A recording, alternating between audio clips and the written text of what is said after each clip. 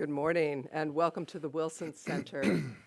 We are so pleased to have you here in the audience today and also for our many folks that are joining us online. Thank you for that. And we are very pleased to welcome you to the 2024 edition of the Ahtisaari Symposium. Now, this event was established by the Wilson Center in 2010 in honor of Nobel Laureate and former Finnish President Martti Ahtisaari. Its goal, to address vital issues affecting European and transatlantic security. So, designed as an annual event, the pandemic and its aftermath disrupted our rhythm, and so it's why we are especially delighted to reinstitute the series this year. Beyond serving as Finland's president, Martti Ahtisaari was known for his work in building peace and human security in Kosovo, Namibia, the Middle East, and beyond. Trained as a teacher, he played major roles in establishing Namibian independence from South Africa in 1990, negotiating an end to the Kosovo conflict in 1999, and then engaged again with Kosovo in 2005 and 2007. As well as contributing to conflict resolution in the Middle East, Southeast Asia, and beyond. For these efforts, he was awarded the Nobel Peace Prize in 2008. He was also an early proponent of Finnish NATO membership at a time when that stance was both unpopular and controversial. So now, with Finland a NATO ally, we can see how far-reaching Ahtisaari's vision was. And it's especially appropriate to have this meeting today as the NATO foreign ministers are gathered in Brussels for their foreign ministerial meeting. And it's also why we are delighted to welcome as our speaker today, former Finnish Foreign Minister Pekka Haavisto as our speaker. Thank you. Pekka Haavisto is a member of the Parliament of Finland, a position he has held since 2007. He started his career in diplomacy as the Minister of Environment and Development Cooperation, after which he worked with the United Nations Environmental Program in charting the environmental effects of conflict. He led the UN investigation into the effects of depleted uranium on Balkan societies. As foreign minister, he played a central role in Finland's NATO accession process, thank you, in response to Russia's full-scale invasion of Ukraine, and he personally handed over Finland's instrument of accession to Secretary Antony Blinken in Brussels on April 4th, 2023. He is a staunch defender of democracy and human rights and is known and respected as a negotiator, humanitarian, and diplomat. So this is how it's going to go. I will stop talking in a minute or two. I will turn it over to Spencer to lead our fireside chat. He will ask a few questions, and then we will open it up to the audience, including those of you online, if you have questions. So I'm just going to say, it's always more fun if we have questions from the audience, so be prepared when your moment comes, right?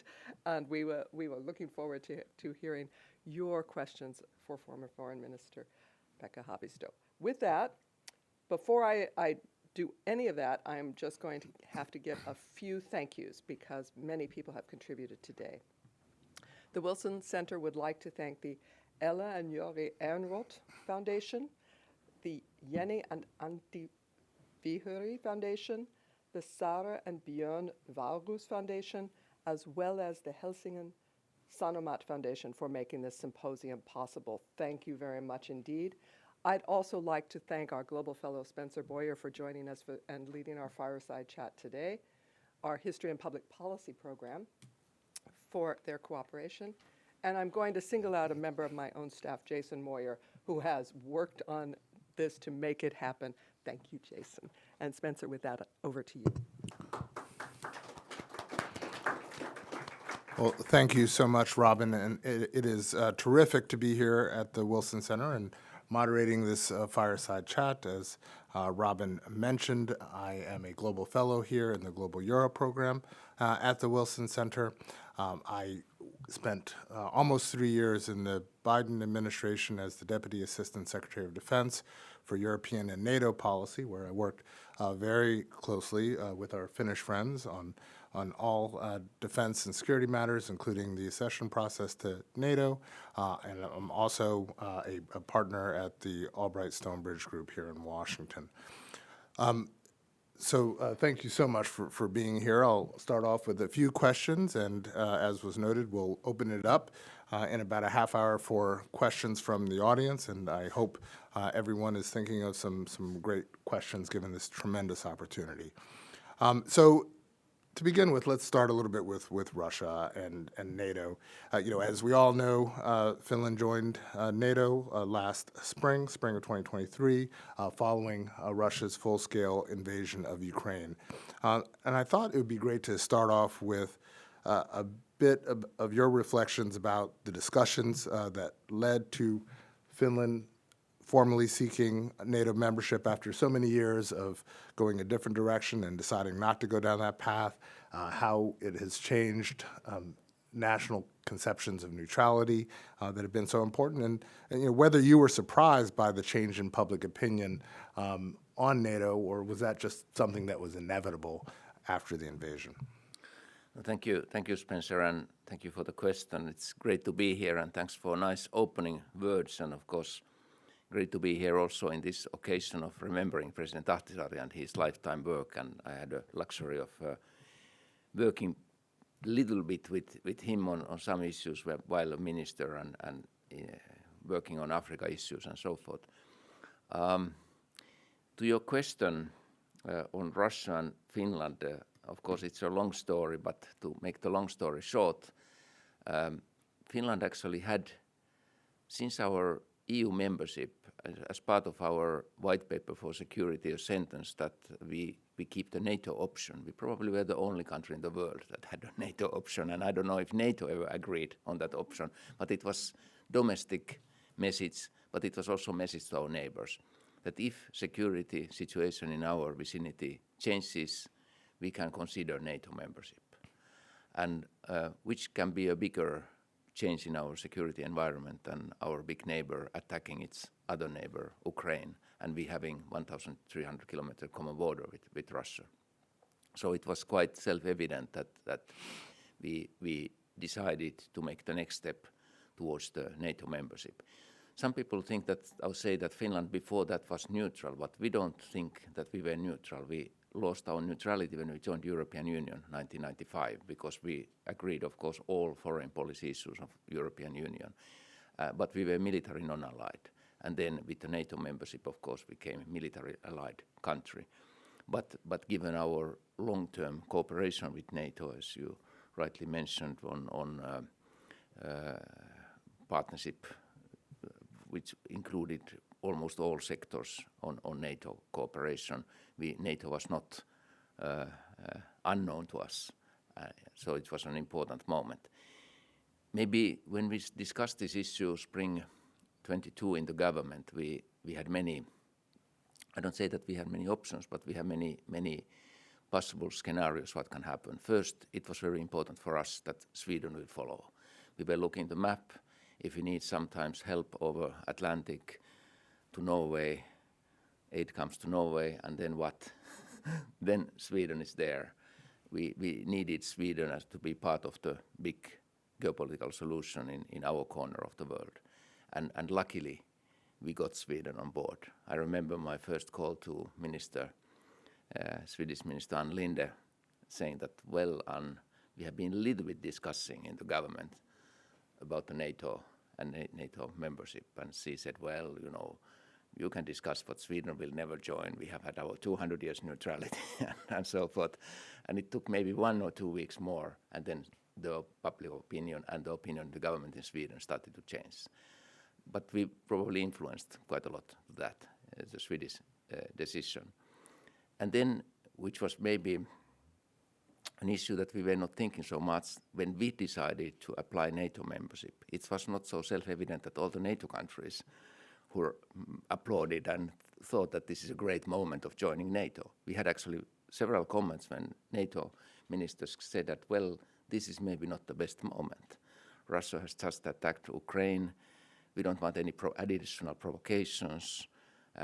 The talks in Istanbul might come with some results. sooner or later, so maybe it's better to wait and see. So these were some comments. But of course, majority of NATO countries were happy to advance our membership. And then came this situation that we decided to start to give military aid to Ukraine. We did it together with, in coordination with Sweden and Norway and other European countries. But of course, we were outside of NATO. And then came the question of the security. If we give part of our weapons to this right fight which Ukraine is fighting for its independence, what will happen to us in the most scary scenarios? Then we started to get actually this kind of not security guarantees, but security assurances or security promises or whatever you want to call them. Actually, the first was UK. UK was so early that actually they were even before the Russian attack against Ukraine. I think it was Minister or Secretary Wallace who visited in January Finland and asking us, by the way, what kind of security guarantees Finland needs? And I was like, what are you speaking about? It was a little bit early, but it was already preparing, of course, for all kind of negative scenarios. But this was what happened. And then you asked how ready people were for that change. I think people understood in one night that we are in a new situation in Europe. And Finns are very security-oriented people. And in many families, when people discussed actually the old memories of the Second World War, the Winter War time and so forth, came as a reality in the kitchen tables that, well, we have been in tough situations before. What's happening to us if we one more time are alone fighting against the big threat and so forth. And these were the discussions that led to the situation that huge majority of in our parliament, actually all political parties voted for the NATO membership, including my own party, Green Party, which is usually looked as more pacifist party, including the left-wing alliance, the former Communist Party or the Socialist Party and so forth. So it was a very, very unified decision. And I think the feeling is like that still in Finland, that it was a right decision. We are backing that. Of course, there are, I would say, details and small things you might disagree, but the big picture is very clear still. Well, thank you. In terms of Finland's military, it has been praised for its resilience and strength by NATO officials for decades, certainly within the Pentagon. I know Secretary Austin is a huge admirer of the strength of Finland's defense. What specific elements of Finland's model, do you think are being adopted by NATO or should be adopted by NATO, and how can Finland lead in strengthening allied resilience? That's a good question, and of course has many details. But first of all, we have always been a little bit old-fashioned in Finland on defense and thinking the old-fashioned way and picking from our previous experiences, and we never stopped with our conscription army. We had a big reserve, or still have 300,000 people in our military reserve. When we are speaking about the women in service, actually our military are saying that we don't need so many people in our reserve, so it's a little bit too much if we also train all the women, but it's of course nowadays a question of equality. This is discussed. We also have had this kind of civil-military cooperation for a long time. And for example, in our legislation, we are still building bomb shelters in all houses and in all parts of the cities. And I remember when German Minister Baerbock, Foreign Minister, came to Helsinki, and he wanted to see our biggest bomb shelter in the center of Helsinki under a metro station, and it's some kind of atomic bomb shelter or whatever. And then Baerbock asked, why don't we have these in Berlin? And I said, well, I don't have answer to that, but our experience from the last war was that we need to protect our civilians in all possible ways, and we wouldn't get quit from that program of building bomb shelters and so forth. So it's maybe in our mentality. But what NATO can learn, of course, I think this comprehensive or total defense approach is one approach. Another issue that it's not only NATO that should develop issues, but also European Union, of course, which we are also a member of. We have been actually believers on this European Union Lisbon Treaty Article 42.7. Maybe together with France, we have been the most vocal ones in European Union that Europe should do more for its own defense. And we mean that when you have this kind of article, solidarity article, you should train for that article, you should have plans for that article, how do you implement the article and so forth in a crisis situation. And in European Union we have done very little for that now. And the big change, of course, is probably with the new commission, which is more a commission of defense, commission of security and so forth. And I think this kind of European leg of NATO, European leg of defense is nothing away from the transatlantic cooperation, but it needs to be there. And I think the issue that we are now using 2.4% of GDP to our defense and so forth is just also showing that we are fulfilling the NATO criteria and a little bit over on that. And of course, that's of course our message also to other European countries that they should fulfill these criteria that NATO has set, and probably the criteria even have to be changed in the future to have a higher figure. Thank you. In the past several years, Finland has experienced several cases of suspected sabotage against its infrastructure in the Baltic Sea.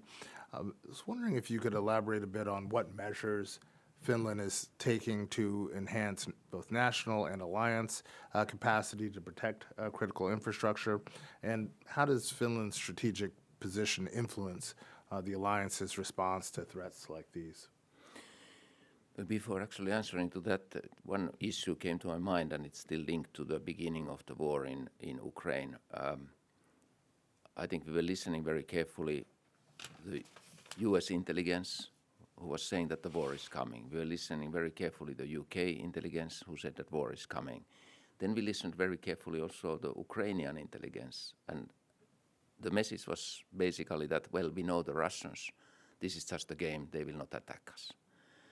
And we were moving our embassy from Kiev in time, but there were some countries who didn't do that because they were thinking that there is no risk. And I'm still asking this question about the intelligence actually myself, that how come those who are close didn't see something that those who are quite far away like US saw what's happening, what's coming up. And we should have some lesson also on this issue and also on the NATO capacity on intelligence and so forth. I think it's extremely important. And your question was? Well, the question is really about what is Finland doing to, both on a national level, but also in working with the NATO Alliance to try to protect critical infrastructure in the aftermath of seeing these kinds of sabotage attacks. Yeah, one part of the game, of course, was that actually even before the attack against Ukraine, we saw the violation against the cables in Svalbard, in the Arctic area. We started to think about all possible ways of hybrid and cyber and so forth. And then we saw, of course, I have seen now in the Baltic Sea the cutting of the gas pipeline. It's still a little bit unclear what happened. We saw the cutting of our Baltic connector, the natural gas pipeline between Finland and Estonia, and now very recently I have seen some violations against the cables, electronic cables and information cables in the bottom of the Baltic Sea. And I of course, our judgment is that this is a new part of the warfare, and really this kind of hybrid. And then always the question is that will it be the civilian or military authorities to respond? Basically, we think that at the first hand, it's the civilian authorities have to take care of the security of this infrastructure. But of course, there are consequences to these incidents. And one certainly is that the military follow-up of all possible risks against the undersea infrastructure has to be improved, and certainly there has to be cooperation, for example, between the countries around the Baltic Sea and so forth. But then maybe one phenomena is very typical, that when something happens, then people start to connect everything bad that happens in their life, that there has to be a little bit of conspiracy theories are taking place, and you also have to be a little bit careful with the public opinion, because the public opinion starts to see some risks even in issues that are part of the normal life or incidents that's happening in the normal life and so forth. And I think one taxi driver, he was from Estonia, and he told that why he has moved to Finland. He said that he moved to Finland because you Finns do more than you talk. So you implement before you tell that you are going to implement something. And I still like that kind of attitude in our country, that we don't make a huge mess out of different risks, but we react and try to prevent those risks. Well, you mentioned the Arctic a bit. Maybe we can talk a little bit more about that. It's obviously becoming a critical region for global competition due to climate change, resource access, new shipping routes, and it's certainly a part of the world where Russia is attempting to exercise dominance. Maybe you could talk a little bit about how Finland plans to leverage NATO membership to try to shape a more coherent Arctic strategy and role it can play in mitigating tensions among Arctic nations, particularly given Russia and China's increasing activities in the region.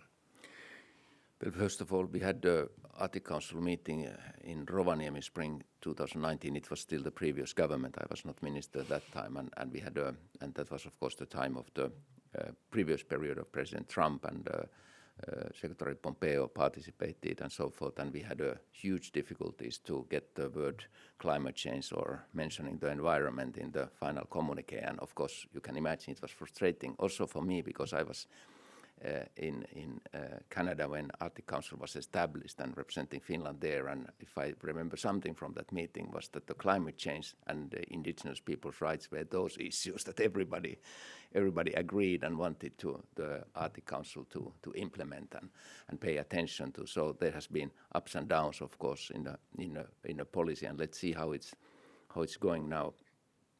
I want to share you also with the mood of Arctic Council meeting still spring 21 in Reykjavik, when Iceland was the chair, and that was 8 foreign ministers sitting around the same table.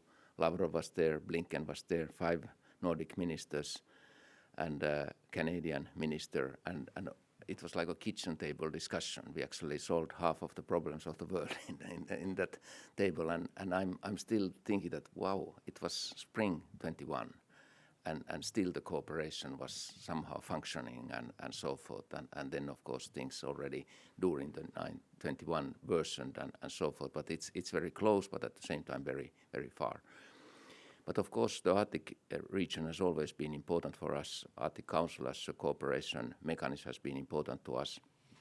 And of course, we have specialized also to some Arctic technologies, as you know, in our electronics, and of course then building icebreakers and so forth. The icebreaker deal or agreement now with US and Canada is very important for us, that we could maybe use more our expertise on building the icebreakers in difficult conditions and so forth, and certainly Canada and US might have some use of that those technologies that Finland has been developing. But at the same time, I think we have to be maybe prepared for the worst in the Arctic region also. I mentioned the Svalbard cable violation and so forth, so anything can happen in that area. In Europe, I can see that it's not only Nordic countries, but of course UK that is taking the High North topic very regularly up, and there is some kind of group of countries that are looking also to the north, and together with US and Canada, and I think it's important, extremely important cooperation. And you mentioned not only Russian interest but also Chinese interest, and of course there are the military interest, there are the interest of transport vessels and so forth, and then the climate change is making it's even easier to pass the region and so forth. So we should actually have more, of course, in the future, more international cooperation, how to handle all these risks and so forth. And I hope that Arctic Council could be one of those platforms that could and would work also in the future, so that all the parties could be part of it. Great.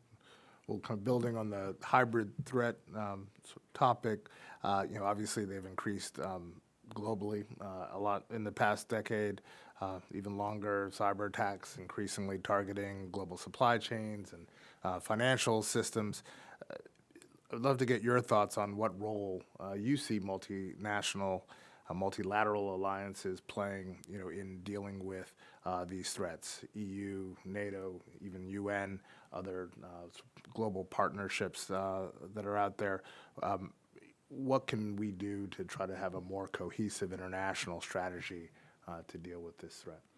A couple of remarks. Maybe one remark on Russia's war against Ukraine is that it's more old-fashioned war than what we expected, and we see actually more World War II or even World War I practices or experiences in the war, and this somehow surprised us. I don't know if it surprised all, but it surprised us as well when we were thinking what form this war will get.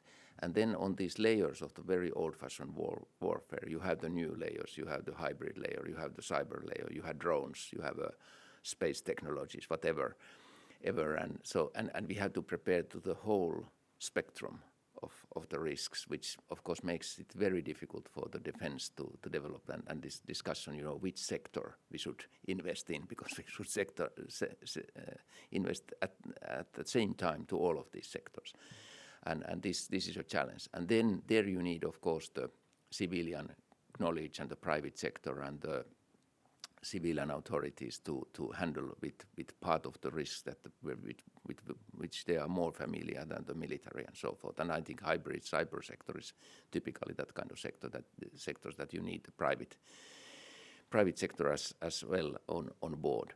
And then when I'm looking from the European perspective, it's definitely this kind of question: how do you divide the roles of European Union and NATO on these issues, and what more European Union can do also to address the cyber safety topics and different kind of hybrid threats or different kind of violations of the infrastructure. And of course the whole coordination, if you want to get the French tank to Ukrainian front, and you have to go through Germany, where you have different states inside Germany have different legislation and different weight limits for transport and others. It's a nightmare. So this military mobility is a nightmare. Or in the NATO, I have to say that I was a little bit surprised when our military experts told that, it's not only the caliber of the ammunitions, but we have 15 types of same caliber ammunitions in Europe. And when you first donate the ammunition, you have to donate the weapons soon, because you can use this ammunition only with this type of weapons and so. And this is NATO. I mean, this is the common defense. How come it can be in that kind of shape? So we have in many sectors actually the standardization and looking how do we do things together is a very, very essential for the future to have the full power. I think unfortunately Ukraine is a good test case that when you try to help one country with from different NATO sources, and then you end up to noticing that this is not harmonized, this is not standardized in a way that it should be when you fight one war. I can certainly say that in the U.S. Military and Pentagon, that standardization issue was certainly something that could be frustrating at times, and trying to figure out how we move forward on that. We learned a lot, have learned a lot over the last couple of years. So you touched on sort of this whole of society approach to defense and preparedness in Finland, and you mentioned Sweden as well. I was wondering if you had any thoughts about what others can learn from these initiatives to strengthen societal resilience that both Sweden and Finland have been so successful at, and maybe how did you go about getting societal buy-in for that? Well, it's our former President Niinistö just delivered a report in European Union to Ursula von der Leyen on this kind of defense perspectives for European Union, and this whole of society and total defense ideas were very much there. And of course, how to prepare the ordinary people for different kind of crisis situation. Again, there is a limit how much panic you want to create and so forth. But in Finland, I remember my own home during the 1960s. We were afraid of nuclear war. And there was this kind of advice to not only to protect yourself with maybe quite inefficient ways if you compare today's risks, but have the food for 1 week and have the drinking water for 1 week in every house. And we had it during the 1960s, waiting for the nuclear war, and we still have it. Not the same water, but we had changed it. But basically, you are individually also prepared. And in Finland, it's very important because there can happen, storms and the road is cut, trees are falling over the street, and electricity is cut, and you are freezing in your house and so forth. So you have to prepare yourself anyway for all kinds of scenarios. So why not also for this type of military scenario? So this is something that we are telling our own people. I know that this is something that Sweden is currently telling to the Swedes, which is a new thing there, preparing country for the war or for wartime risks and so forth. And when people are asking why this, I'm always saying that the war is close to us. And when we look at the dynamics of war, many things can happen and war can spread. It's close to Baltic Sea and in the most, not unlikely event, but the worst case scenario, it can spread somehow to our region, and then you have to be prepared. And I think this type of attitude is very, very important, that people are prepared for that, even if we are not saying that the worst will happen soon and the end of the world will be there. I think the end of the world was more close during that 1960s than now. Well, maybe last question from me, and then I'll turn it over to the audience for questions on China. With the incoming administration here in the United States, we could potentially see a shift towards a more confrontational U.S. policy approach. Love to get your thoughts on how this could impact Finland's economic or political relations with Beijing. Or what opportunities and risks are you seeing with this changing of the guard? Well, first, maybe on our economy, of course, the issue that we have closed our borders on our Russian border, so you cannot pass over the border, has affected not only to the economy, but also, of course, the life of many individuals who have some couples are, Finnish-Russian couples, so people have relatives on the Russian side, particularly in the eastern part of Finland, and of course tourism is cut now totally and so forth. So this war definitely had an influence also to Finnish economy, not so dramatic influence, but some influence. Of course, the energy supplies and the price of the energy and so forth influenced.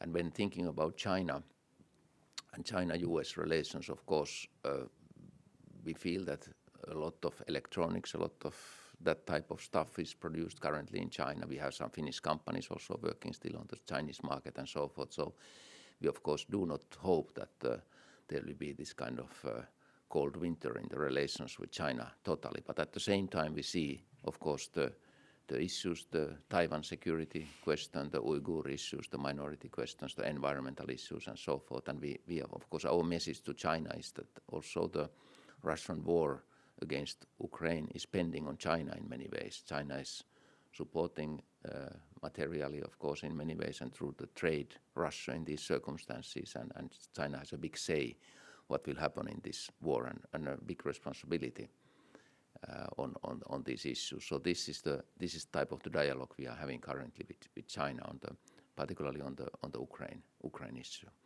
But of course, if you have any more secret knowledge what will happen in the U.S.-China relations, I would be very happy to learn now when here in Washington, because of course we see many changes and the customs and the protectionistic approaches and others certainly will affect the whole economy of the world. Let's face that and let's think about that. Great. Well, let me turn to the audience, and we also have some folks online, and we'll see if we can get some of those in if we have time. Let me start over here with this gentleman. You talking about next administration. The current administration here is clearly NATO better than Putin, environment better than who cares, whereas the next administration is the exact opposite. How do you think that's going to affect the operation of NATO as well as your climate operations. And I should have said if you could say your name and affiliation I'm if you Bruce have Guthrie, retired old fart. Well, I mentioned already the Arctic issue in the context of climate and so forth, which I expressed my concern that it wasn't the ideal situation when climate was forgotten on the international arena. I'm always asking also myself, well, did something good happen during the previous period, and then looking, for example, the Middle East, thinking about the Abraham Accords and so forth, can we find some solutions through those mechanisms and so forth? So you have to look, of course, different regions and different thoughts. But I remember very much the words of John Kerry to us as foreign ministers when this Biden's administration took place, and he said that he first of all thanked Europe that we have been keeping the flag of the climate up during the 4 difficult years, and also mentioned that so many cities and so many states in the United States took their responsibility and worked against the climate change despite of the central government's negative attitude or attitude that was ineffective on the challenges and so forth. So we can see that something is still moving onto this direction, and people are concerned about these issues, even if the central administration maybe do not do so much in the future. But it's a problematic issue, particularly on climate and environment. Great. This gentleman down here in the front row.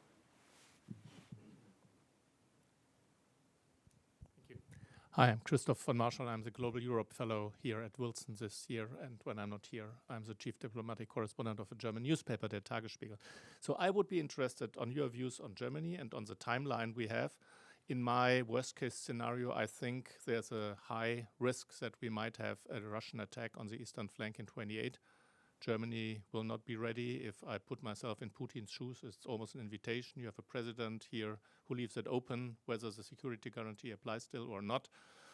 Lithuania, Germany is responsible for that sector of the eastern flank and not prepared. You have the very small land corridor which connects NATO territory to the 3 Baltic states. So you talked also about the European Union becoming more defense union, but still, the timeline, I mean, are we able within 4 years to deter Russia on our own, and what has to change in the minds, especially in Germany, if that is the goal we have to achieve? Well, you might know the German situation even better, and of course now so much is speculation because we don't know what kind of government and what will be the result of the elections and so forth. But first of all, I'm thinking that when we look militarily, NATO, I think NATO is prepared and NATO is ready to defend the NATO area. When the Finnish people are asking this, that can we trust that NATO is acting and NATO is doing, I'm always saying that, well, look what NATO countries and the European Union have been done for the country that is not member of NATO or European Union, what we have done for Ukraine and the magnitude of help to Ukraine in its fight. The other question is this enough or should even more be done? But if these organizations are helping so much a country that is not a member, how much they would mobilize if any of our members are attacked? I think that gives some perspective to the military situation. Then, of course, the whole other thing is the political mood in Europe. I may be more concerned about that, and not only regarding Germany, but this when this kind of attitude that we have to avoid war in all costs, that we just can give up and so forth for our key principles. That's, of course, if there is a strategy of surrender, that's not the right strategy, certainly, and so forth. And we have some political movements in Europe who are very loose on these issues. Sir. Hi there. My name's Tommy Flanagan. I'm the Executive Director of Finlandia Foundation National. Mr. Haavisto, it was good to see you at FinFest last year in Duluth. And Professor Boyer, I actually took your class at Georgetown, so I know you as Professor Boyer from that. Wonderful to be here. I just want to make a quick comment and thank you, Mr. Haavisto, for your whole career. I studied in Finland at Åbo Academy in 2012, and you were running for president for the first time at that point. And I just want to sort of thank you for your really sort of elegant and wonderful career in Finnish politics. And I just got back from Finland last week, actually, with Finlandia Foundation. We took a tour of the parliament there, and it was a wonderful time. But the thing that people are talking about now in Finland across the board, domestically, of course, are the cuts and the government spending reductions going on sort of across the board. And during that week, the Finnish Minister of Finance, even with her picture with the scissors, sort of making light of the many, many cuts coming across the board. I'm just wondering, from your perspective, Minister Haavisto, what you think, will there be sort of any long-term effects of the cutting going that has to be done in Finland now on the security situation, what the interplay is on that from now until potentially the next government is elected in Finland? Well, that's a good question, and of course I'm currently representing opposition, so take my words from that perspective as well.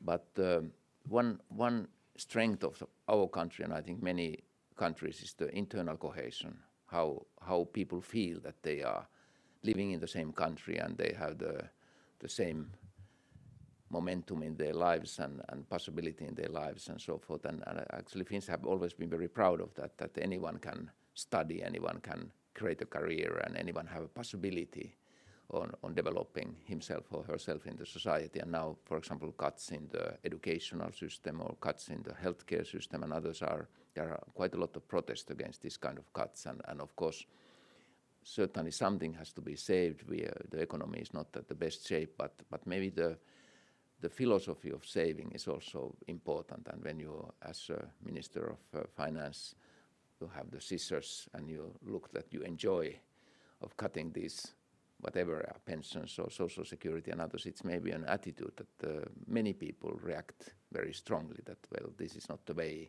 to treat our welfare society and so forth. And this is the debate that is ongoing.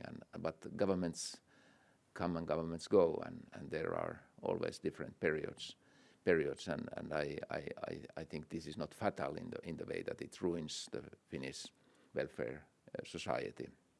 But of course, it's very important to have a mood that everybody is on board in the society. And for example, currently we have still, unfortunately, some racism in the country. We have some negative attitudes towards the foreigners who are coming to work and study in the country and so forth. And that's also, I'm quite concerned about that kind of attitudes, because we should be a friendly country for investors, people who want to work in our country, people who want to study in our country, and we should have that face also internationally.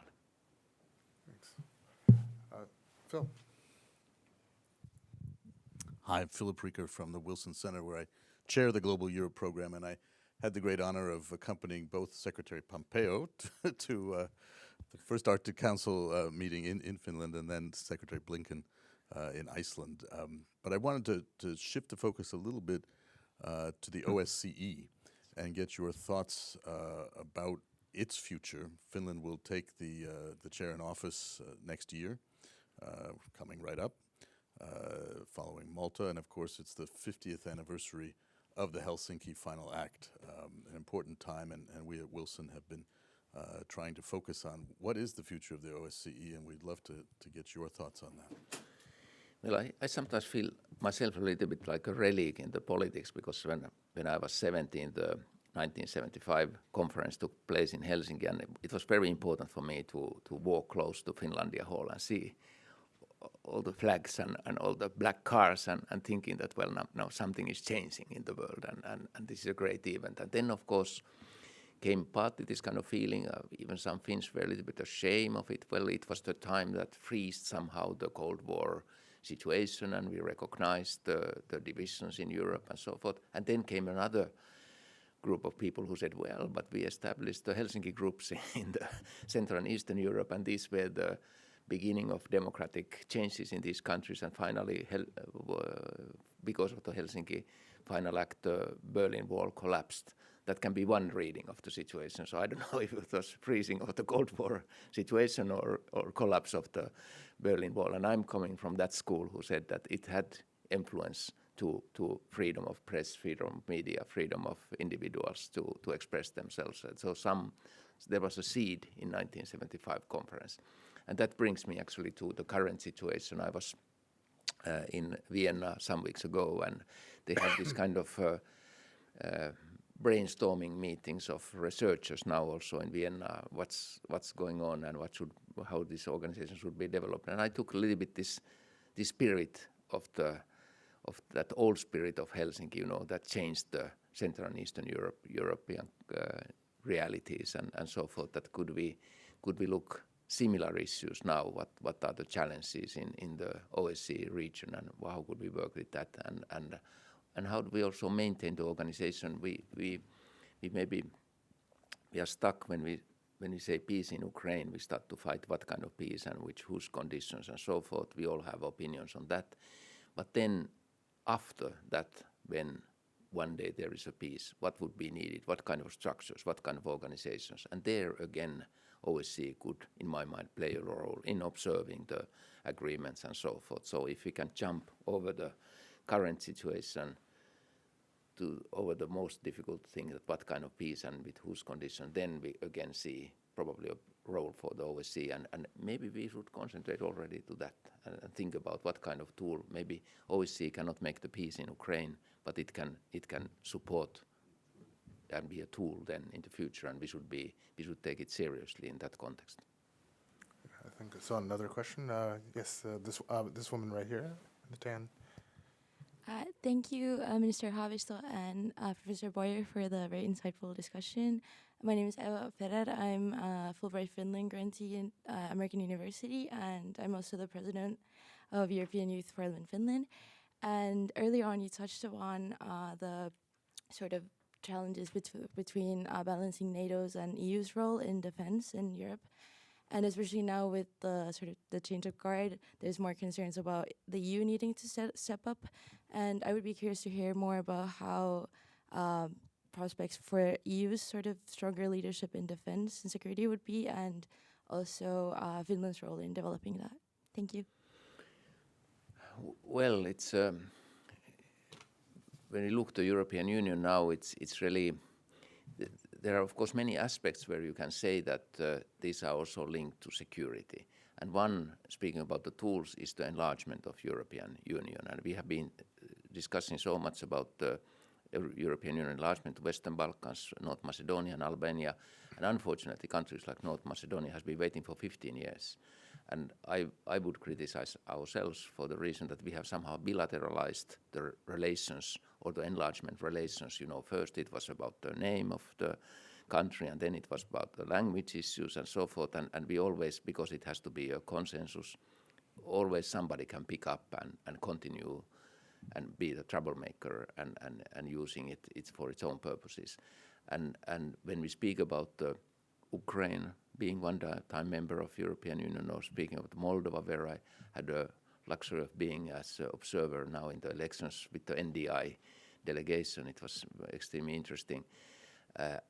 So we should be sure that if we offer this opportunity of coming as a member to European Union, we should be sure that we can then manage it as in our own administration, these processes and so forth. We have to learn something from the Western Balkan issue. But what has changed maybe in the people's opinion is that if you 5 years ago said to people that let's speak about the enlargement, people said, oh, we don't want these poor countries, they are troublemakers, they are spoiling our economy maybe. And now people look at much more from the geopolitical perspective. People have understood that if we don't have friends there, somebody else has friends in these countries and so forth. And so the perspective has changed. So maybe that is one of the key issues where I see that the European security can be done through the European decision-making stronger, and there the enlargement is one tool.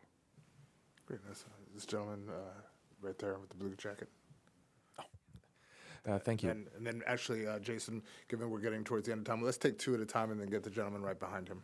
Thank you. My name is Arnis, visiting at Center for European Policy Analysis and also the Latvian Ministry of Defense. My question is about the total defense and what you briefly already touched upon it. And what I've noticed in my own views on it is that it's often very nationally focused, and oftentimes the idea of it stays within the specific country's borders.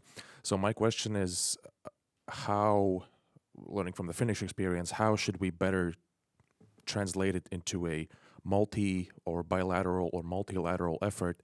And the second part of that, what do you think the further Western European countries and even across the Atlantic, the US and Canada, should do more to enable sort of the NATO's eastern flank countries for their total defense to be better or more effective or longer term? Let's take the second question. Thank you. My name is Patrick Utomi. I'm a fellow with the Africa program here at Wilson.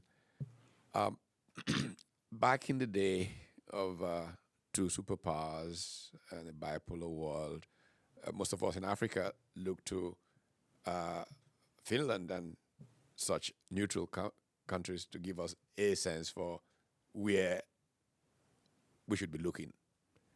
But with increased shifts now towards NATO and whatever, there's a sense that perhaps the global south, which India is spearheading, maybe the neutral corner. Do you have a sense for how global geopolitical shifts are shaping how third world countries now look at the world? Thank you for these questions. Maybe I start first with this global perspective. When I was working as USR in Sudan and Darfur, I of course discussed so much also with that time Sudan al-Bashir government and its ministers, and there was a minister who said that, well, the Cold War time was excellent time for us. And we really regret that the Cold War ended. And I said, what was so good in a Cold War, looking from the Sudanese perspective? And said, it was very simple, you know. We went to Washington, but if Washington didn't make a good offer for us, we went to Moscow. And then Washington woke up and we could put these parties to compete, and it was like a heaven for us. And I had never been thinking that way, but that was maybe reality inside at least some countries who were in that situation that you can compete. But the basic message was also that then you cared about us. When the Cold War was there, you invested, Russia invested to Africa, West invested to Africa, and so forth, and then you both left us. But luckily China stayed. And that was the interesting message in this Sudanese context. And I actually asked that, okay, tell me then, how is China marketing themselves to you? What is the elevator speech of China to Sudan? And they said, it's very simple. It has three elements. Everybody said during the 1970s that China cannot cope with the population growth. That was going to be the big disaster. And then China made a population program and was successful. So if you have any problems with population growth here in Africa or in Sudan, China has a model. The 1990s, everybody said that China cannot cope with its economy, and it's doomed to be a disaster in the economic ways. But we have this yearly 5 to 6% growth. If you have any problems from economic growth here in Africa, China has a model. And now they say that China cannot cope with environmental problems. But if you need cheap solar panels and cheap wind turbines, we can offer from China those. And that's the Chinese speech. And then this Sudanese minister said, what's your speech from Europe? What can you offer? And how can you, what is the better offer that you can make? And I think we are in the middle of this, and I take your remark very seriously, that there has to be more dialogue. There has to be more reflecting to those needs that the developed global south has and developing countries has. And I'm very concerned what's happening now in Africa. I'm not speaking only about the Sudan, but I'm looking to Sahel, which is falling like a card house. Senegal is also those changes that are there, and it's dangerous what's happening. And it's clear that China and Russia can win more audience in this context if we are not acting. Then to the question of total defense, of course, sometimes when you dream about the defense, you can maybe dream that, okay, let's have a good work of labor between the countries. You develop that sector of defense and you other develop that sector and so forth. And then comes the question that, well, but can we trust and can we give up on these activities because somebody else has the other activities and so forth.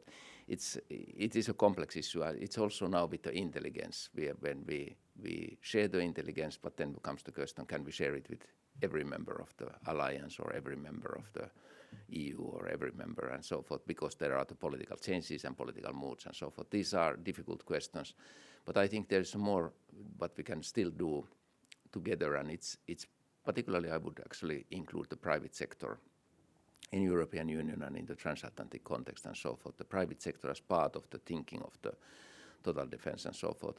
And secondly, the civil society. I have to say that Finns are sometimes comparing our model to Sweden and sometimes seeing more benefits on the Finnish model and so forth. But there is one model that I'm always jealous when I'm looking at the Swedish front. They have taken all the civil society organizations as part of the defense. You know, the Nature Protection Society is there and the Women's Association is there and so forth. And all these organizations are part of the defense and thinking of the defense. And I think this would be a modern way of integrating everyone and every organization to the total defense or comprehensive defense. Well, I think we are out of time now, unfortunately, but I don't know, maybe lightning round, 30 seconds, this individual up here. Hi, I'm Hanna Wagner, and I'm the Deputy Speaker for the Finnish Expatriate Parliament, and we met when I have visited the Parliament. Our big worry here is, as one of our biggest accomplishments has been for the Finns to accept dual nationality. So before, over 20, just about 20 years ago, you still lost your Finnish citizenship if you took American citizenship, for instance, or any other citizenship. Children could be born dual nationals, but those were the only ones. Now, unfortunately, there are rumors, because you're redoing the citizenship law in Parliament, that there will be people, expatriate Finns living in countries where they will lose their citizenship. I mean, there aren't really any answers, but do you see that there would be a risk for dual nationals to lose one of the citizenships with the new citizenship law? I think I'm not such a specialist on this issue, but I think the issue of the Russian-Finnish dual citizenship has been triggering some of these issues and concerns, because when you are, and we have many of people who have both the Russian citizenship and Finnish citizenship, and when you travel as a Finn to Russia, you can be taken, for example, to the army, and we cannot defend the person, even if the other citizenship is the Finnish citizenship and so forth. It's this kind of situation have happened. So this has triggered actually this debate that you took up. The other issue is which I know is very important for those Finns living abroad, is what kind of period the passport is issued. And I was always as a foreign minister saying that the 10 years should be the normal practice, and I know that it's much shorter. It's 5 years. 5 years time that you can get the passport, and I think these are extra concerns and extra money holes for people living abroad. So good that you are raising these issues. Thank you. Well, I apologize that we're out of time. This has been a tremendous discussion, and sorry we weren't able to get to online questions, but Minister Haavisto, thank you so much for your time and your tremendous insightful answers, and thanks everybody for participating today, and we'll see you at the next one. Thank you.